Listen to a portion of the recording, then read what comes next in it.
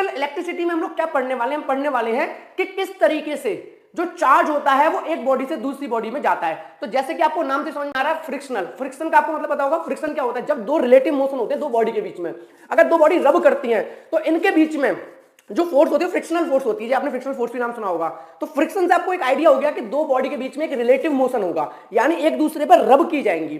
Clear है? तो same यहां पर वही कॉन्सेप्ट है। जब भी दो बॉडी एक दूसरे से रब की जाती हैं, जब भी दोनों को क्या किया जाता है, रिलेटिव मोशन किया जाता है, तो एक बॉडी और दूसरी बॉडी में इलेक्ट्रॉन का ट्रांसफर होता है। यानी कि ऑब्वियसली एक बॉडी को इलेक्ट्रॉन देगी और दूसरी बॉडी को इलेक्ट्रॉन लेगी, और इस तरीके से हमारा चार्ज ट्रांसफर हो जाता है। तो आपको एक आइडिया हो गया कि हम फ्रिक्शनल इलेक्ट्रिसिटी में क्या पढ़ने वाले हैं। हम फ्रिक्शनल इलेक्ट्रिसिटी में पढ़ने वाले हैं कि बाय फ्रिक्शन इलेक्ट्रिसिटी प्रोड्यूस करना।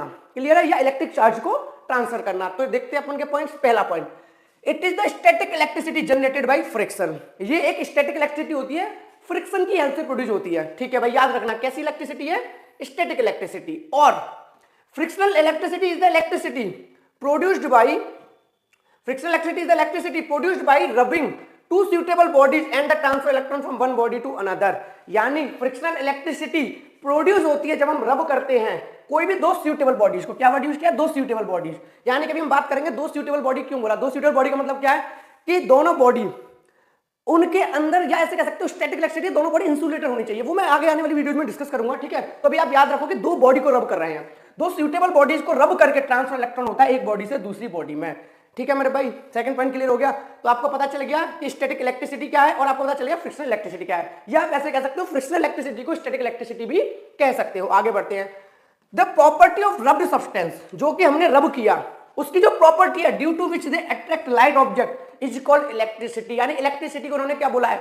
इलेक्ट्रिसिटी वो प्रॉपर्टी है रब्ड ऑब्जेक्ट की। जैसे आपने देखा होगा स्केल आप लेते थे और बालों में रब करते थे, तो जब आप स्केल को बालों में रब करते थे फिर पीसेस ऑफ पेपर के पास ले आते थे तो अट्रैक्ट होते थे।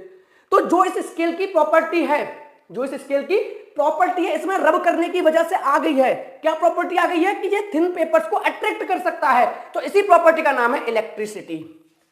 क्लियर हुआ मेरे भाई? यानी रब्ड बॉडी अगर किसी भी दूसरे पीसेस ऑफ पेपर को, बहुत हल्के पेपर जो हो, उन्हें अगर अट्रैक्ट कर पा रही है तो उस प्रॉपर्टी का नाम है इलेक्ट्रिसिटी। क्लियर है? आगे बढ़ते हैं। The electricity developed by rubbing और फ्रिक्शन इज कॉल्ड फ्रिक्शनल और स्टैटिक इलेक्ट्रिसिटी। अभी मैंने कुछ देर पहले ये वाली बात बोल दी थी कि जो इलेक्ट्रिसिटी डेवलप होती है, जो इलेक्ट्रिसिटी प्रोड्यूस होती है बाय रबिंग, रब कह लो फ्रिक्शन करो, दोनों का मीनिंग सेम है, रब करना या फ्रिक्शन, दोनों का रिलेटिव मोशन, उसकी वजह से जो इलेक्ट्रिसिटी प्रोड्यूस होती है उसे हम कहते हैं फ्रिक्शनल इलेक्ट्रिसिटी